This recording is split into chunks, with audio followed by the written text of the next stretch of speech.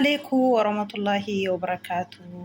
الشمع حركفوني أكم جرتني هم تقالي ما تقشتي عندنا شو سلام ناتشو الله شو هلن هلن هلن متنا لنجدي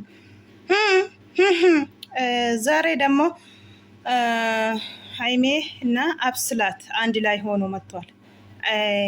አንዳንድ ጊዜ ሃይሚቾ ማጎዳት ሰው መጠቀማት ሰው አታውቅም። እውነቴ ነው የሚላቸው የምሬ ነው። እቺ ልጅ በፊት ምን አረገች? እንኳን በስድቡ አልፋ በጥፊ መታችና ራሱን አንስታ ሐኪም ቤት ገብታለች ሃይሜ። ዛሬ ደግሞ ትናንትና ፈጹሜን ጠርታ ካሜራን ደብቃ እነ ብሩኬ ፈልጋለሁ እና ሃይሜ ፈልጋለሁ ያለች ያወራች። ዛሬ ደግሞ ሃይሜ በተራ ቤት ጠርታ ብሩኬ ደብሯታል። እውነቴ ነው የምላችሁ። ለምንድን ነው የኛ ሰላም ስለሆነ ነው የመጣሽው? ለምንድን ነው ያስገባሽ? ለምንድን ነው ጠራሽው? ያለ ነው ብሩኬ እውነቱ ነው። ሃይሜ አንዳንድ ጊዜ ሰው የሚጠቀምሽ የሚጎዳሽ መታወቂያ እንጂ እቺ ልጅ አሁን ምን ፈልጋ ነው? እናንተ ሰላም ስለሆናችሁ ነው አይደለም የመጣችሁ? ምን ፈልጋ ነው የመጣችሁ? ሲጣሉ ጊዜ ደስተኛ ይሆናሉ፣ ሲጣረቁ ጊዜ ሁሉም ቦታውን ተፍ ያለ ነው ሁሉም። እውነቴ ነው የሚላችሁ። ለምንድን ነው አሁን እነሱም ሁለቱም ያወራሉ።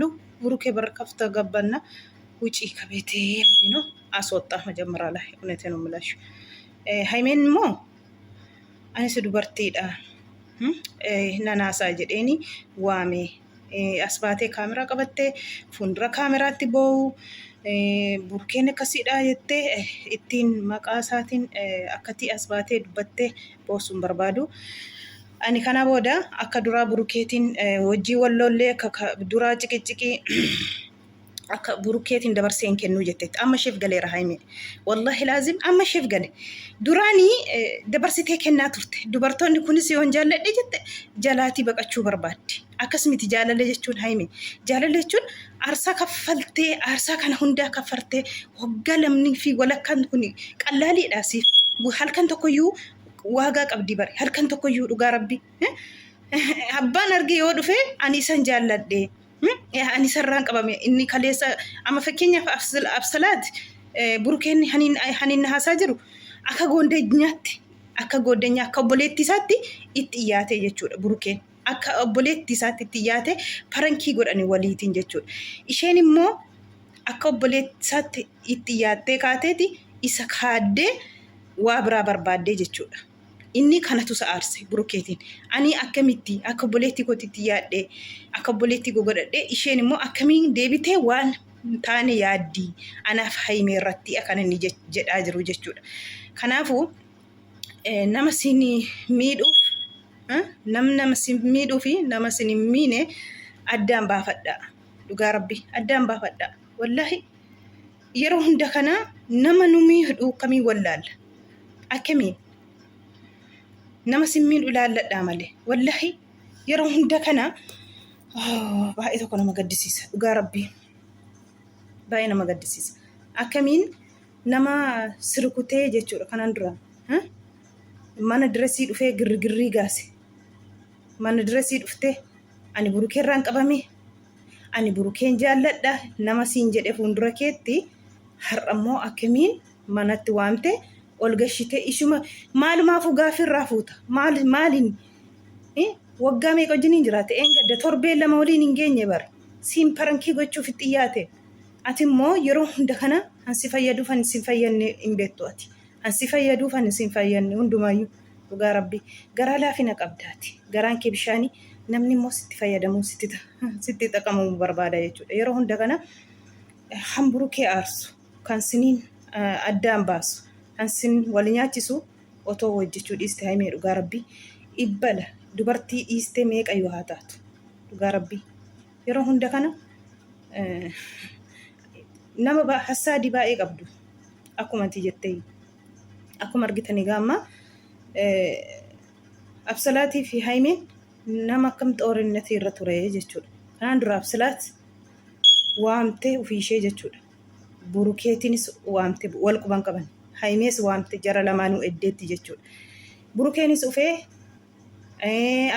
Haymeenis uftee maal jetti maaliif ishee waamtee yoo jettu ani san dhiisu dhiira akkasiis hin argadhu boodaafis fuulduraafis kan isheen jette jechuudha. Achirratti girriin ka'ee haymeetiin fuutee kaballaatti laattu haymeen lafaan maree kuftee funyaaniin inni yaa'ee jechuudha. Achuma mana kiimii galte. Mana kiimii sana keessa gaafa isheen galtee baatullee mana kiimii keessa mana gizeen galtu manallee dhuftee jechuudha. Achiin ifaan aaree dhufeetiin gaafa sana mana keessaa ishee fuudhee bahee jechuudha. Sababa isheetiin ifaan inni mana ishee baasee jechuudha. Baay'ee tokko nama dabbara. Maaliif yeroo hunda kana kan simmiidhurraa fagaadha.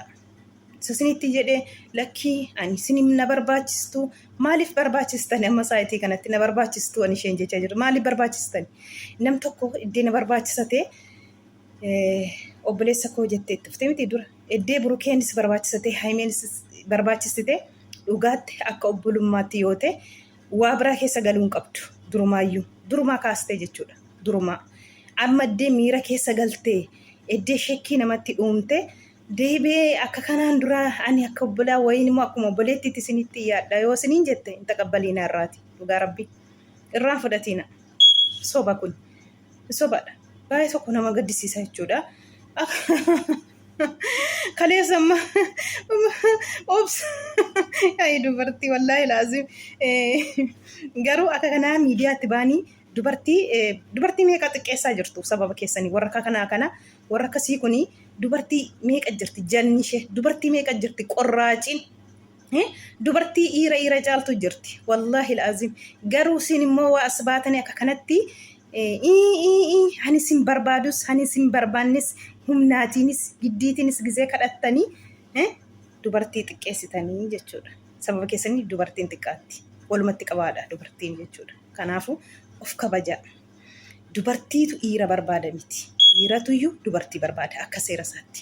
Dhiiratuyyuu jaalala hiyyeessaa fi dhiiratuyyuu gaafata malee dubartii gaafata miti. Nammaa kuni wallahi Itoophiyaa keessatti a'uuzu billahi min sheexaana rajim dubartiituyyuu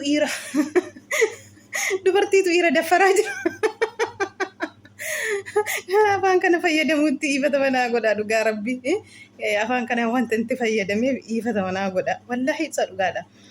Waan nama jibbisiisu dhufaa jira. Waan namarraa miila baqa. Dhugaa rabbii wallahi laazim. Eenyummaa keessan gadi hin buusinaa. Eenyummaa keessan dhugaa rabbii ziqiin godhiinaa. Akkan baay'ee tokko nama gaddisiisa. Gizee dhiira ariitan ufiitiin. Otoo isin hin barbaadiin giddiitiin ariitu dhiira. Giddiitiin saaddadaa jirtu wallahi. Ofii maaltu dhufaa jira? Maal gargaarutti deemaa jirra dhugaa rabbii? Maa inni bara akkamiiti? Bara asaaffaarii. A'uuzu billah. Baay'ee tokko nama jibbisiista dhugaa rabbii. Kanaafuu amma immoo maal barbaaddeeti inni haymee ol gashitee fi ati maalumaaf ol seensista? Maalumaaf iyyuu gaaffii irraa fuuta. Maal siifaa ta'uuf? Amma fakkeenyaaf siifi burukee walitti naquufettee waa biraa faxxarattee yoo dhufte inni akkasi amma kanaan dura waan ati inni agarsiistee iyyuu akkasi irraan fa'uun godhuu jedhe. Burukeen immoo tolinatii godhoole. Wayiin birrii laatee fi taa'u wayii waa nyaachisee taa'u tazanaannissi ta'a saayitii cinqitee irra jiru sanatti akka obboleettiitti akka waa biraatti miti. Saayitii sana isa mi'eeffattee inni naa ta'e koo inni naa go'e koo haniin irraan fa'u miti. Ani koo nama akkasiyyuun argu boorus iftaanis kan isheen jechaa jirtu jechuudha. Burukeen immoo ani akka waa biraa isheen asaabdu toon ta'in akka obboleettii kottiidha. Waa yoon godheera teessi waan hin godhee jedhaa jira. Haymeetiin shekkii keessa gashite kana jechuudha. Haymeen kana shekkii keessa galteetti waan kana jechuudha. Kanaafuu dhugaa rabbii waan sirraa hin bareenne waan sirraa fokkisu absalaat hin hojjetin. Absalaat kanaa booda tsatti jedhiiti mana kee keessa taa'i. As baate viidiyoottis maqaa nama dubartiin balleessi. Baalageetuyyuu maqaa dubartii dhoosisa wallaahi.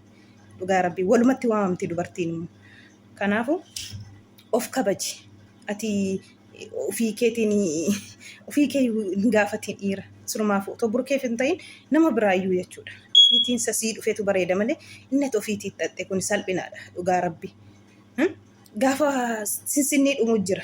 Gaafa jaalalli dhumutu jira. Wanta gaafa sanan salphatta wanta ta'eefi ofiitiin dhiira hin saddadiina. Ofii isaa sinaa gaafatu. Ofiin gaafatiina. waan akkasiiti baay'ee tokko dhugaa rabbiin nama jibbisiisa. Egaa burukeen baay'ee jedheera mana keessaati ishee baaseera. Haimeen immoo maaliif baastaa? Dubartiidha koo waan isheen barbaaddu gaafachuufi maal barbaaddi? Ani isheen barbaaddu beekta Haimee. Ani isheen barbaaddu siif burukee addaan baasuuf. Amma fakkeenyaaf waa'ee akkas naa godheera, wayin immoo akkas naa godhe, wayin immoo waa godheera wasiin jette irraa fudhattaati hin amanta dhuguma seete. Hin amanta wanta ta'e waan hundaa qallaali matti birateesse akkas naa godheera kanaaf hin qabame hojjette maal jette ammati? Waan jettu qabda wayin burukeetti kaataa deebitanii akka kanaan dura lolli keessan jechuudha. Deebeeti lola keessa girri keessa galtuu jechuudha. Waan bareedaa dubbatte. Gizee magabaa irratti jechuudha. Gizee galte viidiyootti. Ani burukee kanaa booda qayyamsiisuu sun barbaadu. Kanaa booda eenyuufuu dabarsee laadhu jette. Wallahi achirratti gobozii taate. Amma sammuun kee banatteetta. Saayitii dubartiin taraa isheetiin dhuftee burukee sirraa fudha jette. Aarsaa waggaa lama dabarsiteen kennii siin jedheetiin namni sitti iyyaa ture kanaan dura jechuudha. Amma immoo sii galee jira. Akka kanaa yoo itti fufte wallahi dubartii gobozii taate taati. Akka kanaa yoo zallatte, akka kanaa yoo itti fufte wallahi waan akkasiiti. Amma isheef galeera natti fakkaata. Amma isheef galeera. Ani isheen boossesi isheen boo'uu baattes maal ta'esi burukee dabarseen kennuu jettee jirti amma. Kanaafuu Haimiyyee jabaadhu akka kanatti deemi gobozii ta'e dabarsiteen kenniin hanfe eeyyuu haa odeessan burukeen akkas godhe eeyyuu haa siyaa jedhan achi jira sana godheera jedhe ati burukeetiin gaafadhu amansiisi dura viidiyoo totoon ofiin isa waamiiti dhugumaa waan kun qabatamaan jedhiiti gaafadhu akka kana dubartii jechuun bilaataan waan argite kaameraatti qabattee dhuftee toon ta'in duuba kaameraatti amansiisi waan hundaayyuu otoo kaameraattiin ofiin dura. Waan dogongore tokko namni dogongorre hin jiru ilma namaati. Kanaafuu kanaa booda bilxii ta'uu qabdaa siin jedha. Waan akkasiiti kana fakkaata. Ingidi እንደ በፊቱ አትሆኑም እንደ በፊት ግር አይፈልግም ያለ ነው ቡራ እንደሰማችሁ ነው። ውጭልኝ ከቤቴ ያለ ነው።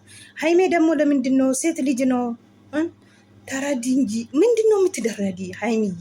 እሷ እኮ አንቺን በጥፊ አደረገች እኮ ሐኪም ቤት ያስገባች ሴት ናት። እንዴት አንቺ ሁሉም ነገር እኔ እኮ አንዳንድ ጊዜ አንቺ ውሃ ነሽ። አንቺ ልብሽ ትማትም ነው እንደ ትማትም ነው። እውነቴ ነው የምልሽ። ስለዚህ ለምንድን ነው እሱን አስገባሽው? ለምንድን ነው እሷ ምንድን ነው የምትነግርሽ? አንቺ አሁን በውሸት ብሩኬ እኮ እንደዚህ ያደርጎኛል እኮ እንደዚህ ብትይ አንቺ እውነት መስለሽ እውነት ብለሽ ነው የምትቀበሊ። እውነቴ ነው የምልሽ። አንቺ ሁሉም ነገር ትቀበላለሽ። ስለዚህ እሷም መጠቀም ትፈልጋለች። እሷን እንግዲህ ከዚህ በኋላ ወደ ህይወታችሁ አትምጭ። እሷ ማናት ስማ አብሰላት አትፈልግም። ከዚህ በኋላ አብሰላት ወደ እናንተ ኖር ነው ሼም ነው ምን ሼ ነው ከነከሲቲ እንግዲህ ይመቻችሁ።